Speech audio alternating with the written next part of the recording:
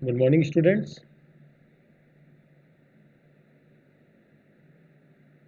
पिछली कक्षा में शस्त्र विज्ञान की पिछली कक्षा में सिंचाई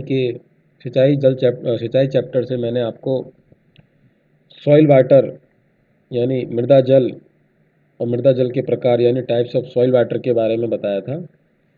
आज हम बात करेंगे वाटर रिक्वायरमेंट्स ऑफ क्रॉप यानी फसलों की जल मांग।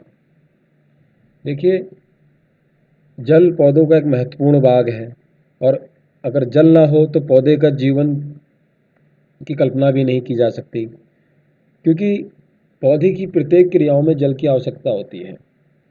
तो फसलों की जल मांग की परिभाषा क्या होगी? देखिए, यहाँ पे दो परिभाषा मैं आपको बताता हूँ कि फसलों के समूचे जीवन चक्र, समूचे समूचे जीवन चक्र यानी बुवाई की तैयारी से लेकर कटाई तक। तो फसलों के समूचे जीवन चक्र जितने गहरे पानी की आवश्यकता होती है उसे फसल की जल मांग कहते हैं। या फिर एक और जो हमारी डेफिनेशन है, ये ज़्यादा सूटेबल है, आप इसे को याद कर लीजिएगा कि 1 ग्राम शुष्क पदार्थ पैदा करने के लिए जितने ग्राम पानी की आवश्यकता होती है उसे फसल की जल मांग कहते हैं। ठीक है। अब यहाँ पे देखिए, जल मांग को दो तरीके से ज्ञात किया जाता है। पहला है डिमांड बेस्ड यानी water requirement based on demand. मांग के आधार पर जल मांग क्या होगी?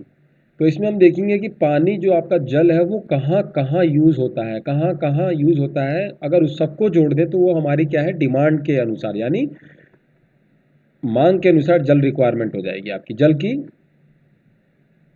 मांग हो जाएगी। यानी जल मांग वाटर रिक्वायरमेंट बराबर वाष्पोत्सर्जन। अब वाष्पोत्सर्जन में पौधे क्या है, श्वसन की क्रिया के साथ साथ जो जल है उसका वाष्पीकरण करते हैं। तो ये हमारा क्या है, वाष्पोत्सर्जन यानी ट्रांसपायरेशन प्लस वाष्पीकरण।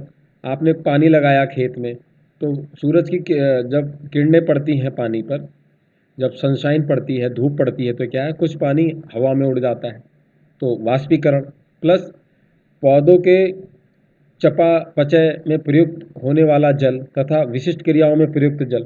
यानी प्लांट जो पौधे हैं वो भी अपनी मेटाबॉलिक एक्टिविटीज़ हैं, फिजियोलॉजिकल एक्टिविटीज़ हैं, उसमें यूज़ करते हैं जल।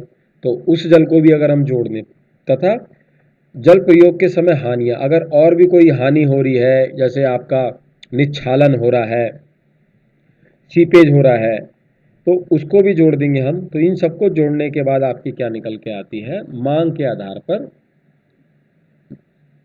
जल मांग। दूसरी हम बात करेंगे यहाँ पूर्ति के आधार पर जल मांग यानी water requirement based on supply. इसमें आप देखेंगे water requirement based on supply में फॉर्मूला क्या रहता है आपका, यानी सिंचाई जल, जो सिंचाई जल आप देंगे वो, प्लस भूमि जल का योगदान, कि आपकी जो वाटर टेबल है यानी ज़मीन के नीचे जो भूमिगत जल है उसका कितना योगदान है, प्लस एक्टिव रेनफॉल कितनी है, प्रभावकारी वर्षा। इन तीनों को जोड़ दें तो हमारी पूर्ति के आधार पर क्या निकल जाती है, जल मांग। अब विभिन्न फसलों के लिए जल मांग देखिए क्या है। इसमें आप मुख्य धान गेहूं तो याद ही रखिएगा, गन्ना, ये क्या है, वाटर रिक्वायरमेंट 100 से 120 सेंटीमीटर होती है धान की, गेहूं की 50 से 55। इसी प्रकार गन्ने की 150 से 250 सेंटीमीटर। इस टेबल में बच्चों एग्ज़ाम में क्या होता है, हमारे कंपटीशन एग्ज़ाम में फिर आपको 4 ऑप्शन दे देंगे और वो पूछ लेंगे कि इस फसल की वाटर रिक्वायरमेंट कितनी होती है, और वहाँ पे आपको यही नंबर मिलेंगे आपको। तो आप मुख्य मुख्य जो फसलें हैं इनकी वाटर रिक्वायरमेंट याद रखिएगा। जैसे धान की 100 से 120 सेंटीमीटर होती है, गेहूं की 50 से 55 सेंटीमीटर होती है, गन्ने की 150 से 250 सेंटीमीटर होती है, क्योंकि गन्ना लंबी अवधि की फसल है इसलिए गन्ने में ज़्यादा होती है। इसी प्रकार टमाटर में 60 से 80 सेंटीमीटर होती है। ठीक है बच्चों। अब ये देखिए वो कौन कौन से कारक हैं, what are those factors who affect the water requirements, यानी जल मांग को प्रभावित करने वाले कारक कौन कौन से हैं। तो अगर हम इसको बांटें, इफ यू क्लासिफाई इट, तो देखिए इसमें 3 प्रकार के मेजर जो फैक्टर्स हैं। जैसे जलवायु, जलवायु कैसे प्रभावित करती है, भूमि कैसे प्रभावित करती है और पौधों के गुण व कृषण क्रियाएं कैसे प्रभावित करती हैं। तो जलवायु में देखिए, जलवायु में भी कई सारे कारक आते हैं भैया। तापमान होता है, वायु, वायु की गति, हवा कितनी तेज चल रही है, आर्द्रता कितनी है, प्रकाश का प्रदीप्ति काल यानी कितने समय तक आप धूप पड़ रही है, और सोलर रेडिएशन, ठीक है, सौर विकिरण। इसी प्रकार भूमि में हम पढ़ेंगे कि मृदा में नमी कैसे प्रभावित करती है, मृदा का कार्बनिक पदार्थ, मृदा की संरचना, लवणों की मात्रा, अम्लीयता, मृदा का रंग और मृदा का ताप। और अगर हम देखेंगे पौधों के गुण व कृषण क्रियाएं, तो इसमें हम देखेंगे कि पौधे की किस्म कैसी है, जड़ों का विकास कितना है, पत्ती का विकास कैसा है, पत्तियां किस प्रकार की हैं, पौधा किस अवस्था में है, पौधे पर रोग और कीटों का प्रकोप, सिंचाई की विधि व संख्या, अन्य कृषण क्रियाएं, खाद, बीज की दर, निराई गुड़ाई आदि। अब देखिए, उपयुक्त सभी कारक वाष्पीकरण अथवा उत्स्वेदन कम या अधिक करके जल मांग को घटाते या बढ़ाते हैं। इसके अलावा सिंचाई की संख्या आदि, निच्छालन, लीचिंग आदि को प्रभावित करके जल की मांग पर अपना प्रभाव छोड़ते हैं। इन सभी कारकों का जल मांग पर प्रभाव संक्षेप में इस प्रकार देखिए है।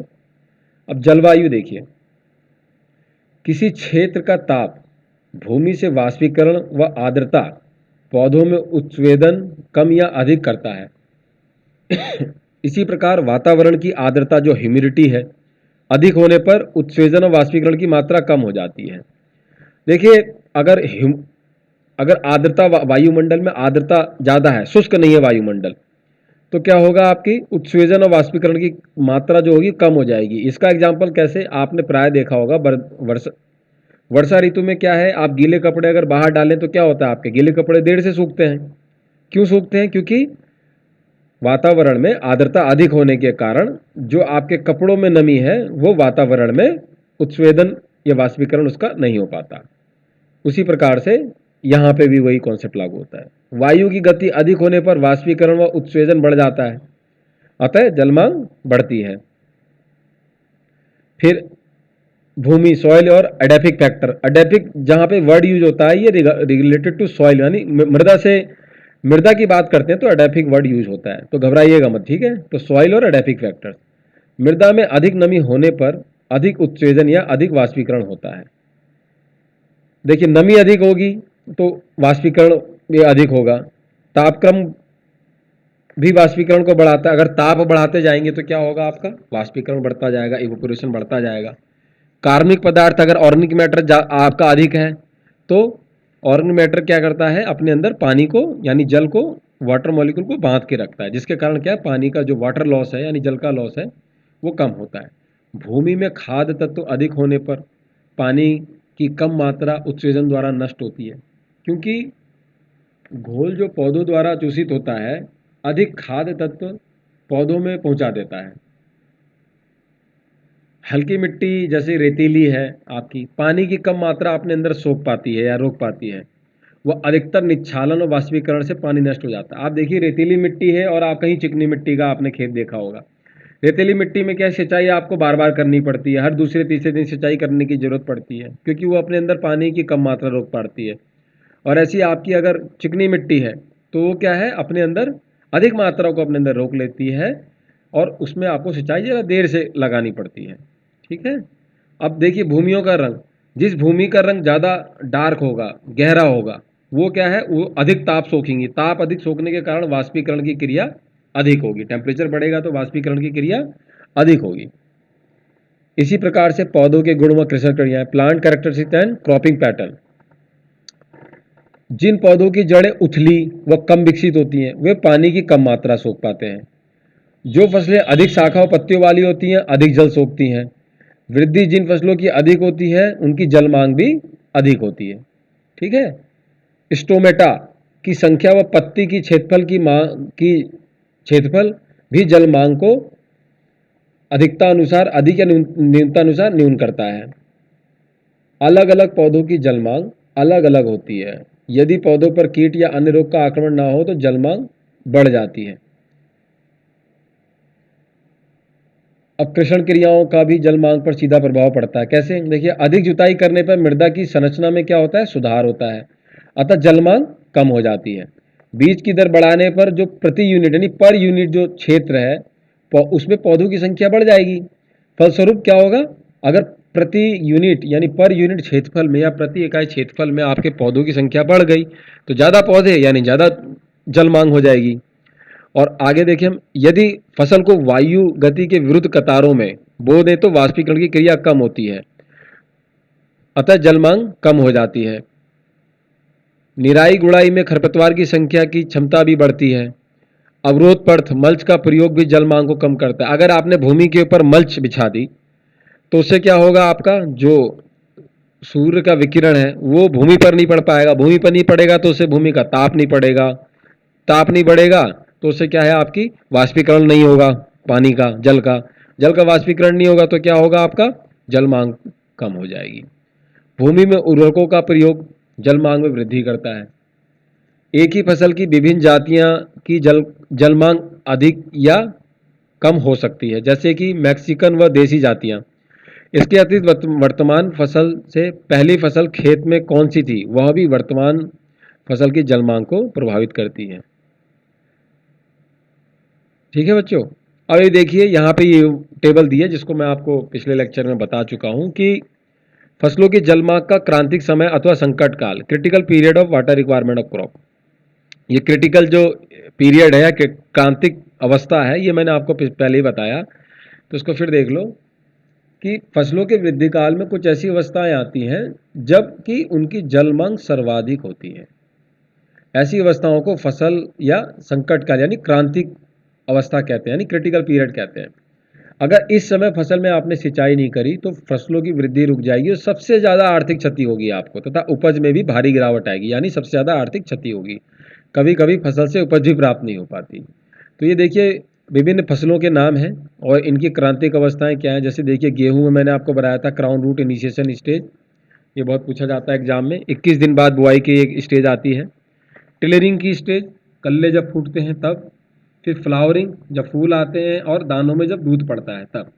ऐसी जौ और जई में क्या है, शिखर जड़ें जब फूटती हैं उस समय और फूल आते समय। चना मटर जो भी लेग्यूम दलहनी फसलें हैं, चना मटर मसूर अरहर सोयाबीन उर्द मूंग दलहनी के लिए शाखाएं फूटते समय और फूल निकलते समय। इसी प्रकार गन्ने में देखिए टिल्लिंग स्टेज पे, टिल्लिंग स्टेज जो आपकी 30 से लेकर लगभग 120 दिन तक रहती है गन्ने में, ये बहुत आपका क्रिटिकल पीरियड रहता है। फिर ग्रांड ग्रोथ फेज, उसके बाद आपको क्या है कल्लों की वृद्धि के लिए पानी देना है और गन्ने में चीनी पड़ते समय। इसी प्रकार देखेंगे धान में कल्ले फूटते समय, जो पौधरोपण के बाद पहले 10 दिन तक, यानी जो ट्रांसप्लांटिंग आपने कर दी, बुआई कर दी, रोपण कर दिया, रोपण करने के बाद जो शुरू के जो 10 दिन होंगे वो समय आपका, फूल आते समय और दाने बनने की अवस्था। मक्का में क्या है, सिल्किंग स्टेज। सिल्किंग तो मादा में जो मक्का में जो मादा फूल होता है उसे सिल्क बोलते हैं, याद रखिएगा। मादा फूल को बोलते हैं मक्के में सिल्क, SILK। और नल फूल को क्या बोलते हैं, टैसल, TASSEL, टैसल। ठीक है, ये याद रखिएगा, इसे पूछा जाता है दानों में दूध पड़ते समय और ज्वार में फूल आते समय। तो आज का लेक्चर था बच्चा ये। Okay, thank you.